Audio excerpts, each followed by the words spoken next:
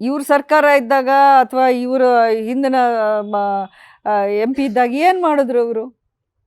ಇದನ್ನೆಲ್ಲ ನೀವು ಕಂಪೇರ್ ಮಾಡಿ, ಈ ಲಾಸ್ಟ್ 10 years MP ಏನು ಮಾಡಿದ್ರು, ಸುಮಲತಾ ಅಂಬರೀಷ್ ಈ ಒಂದು 5 ವರ್ಷದಲ್ಲಿ ಏನು ಮಾಡಿದ್ರು ಅಂತ ರೆಕಾರ್ಡ್ ತೆಗೆದು ನೋಡಿ ನೀವು.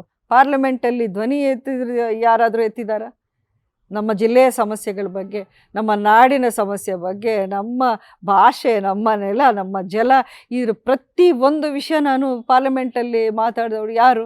ಮಂಡ್ಯಗೆ ಒಂದು ಪ್ರೆಸ್ಟೀಜ್ ತಂದಿದ್ದೀನಿ ನಾನು.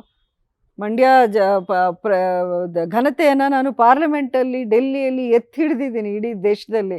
ಯಾಕೆಂದರೆ ಅವರೆಲ್ಲರೂ ತಿರುಗಿ ನೋಡೋಂಗೆ, ಓ ಮಂಡ್ಯ MP ಈ ರೀತಿಯೂ ಮಾತಾಡ್ತಾರೆ ಅನ್ನೋಂಥ ಕಮೆಂಟ್ಸ್ ಬರೋಂಗೆ ನಾನು ಮಾಡಿದ್ದೀನಿ. ಇದರಲ್ಲಿ ಏನು ಯಾವ MP-ನೂ 2,000 ಕೋಟಿ ಅನುದಾನ ತರೋವಂಥ ಪರಿಸ್ಥಿತಿ ಯಾರಿಗೂ ಇಲ್ಲ. ಅವ್ರ MPs ತಂದಿದ್ದಾರಾ? ಅವ್ರ MPs ತಂದ್ರೇನ್ರಿ? UPA ಸರ್ಕಾರ 10 ವರ್ಷಗಳಿದ್ದಾಗ ಇವ್ರ MPs ತಂದ್ರ 2,000 ಕೋಟಿ? 2,000 ಕೋಟಿ ಅನ್ನೋದು ಸರ್ಕಾರದಲ್ಲೇ ಕೊಡೋಕ್ಕಾಗ್ತಿಲ್ಲ ಎಲ್ಲೂ.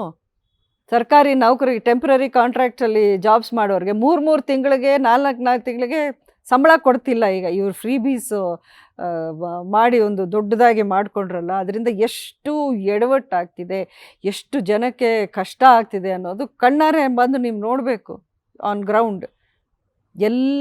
ಎಲ್ಲ ರೀತಿಯಲ್ಲೂ ಆರ್ಥಿಕ ಪರಿಸ್ಥಿತಿಯನ್ನು ಸರ್ವನಾಶನ ಮಾಡೋಕ್ಕೆ ಹೊರಟಿದ್ದಾರೆ ಈ ಬಾರಿ ಸರ್ಕಾರ.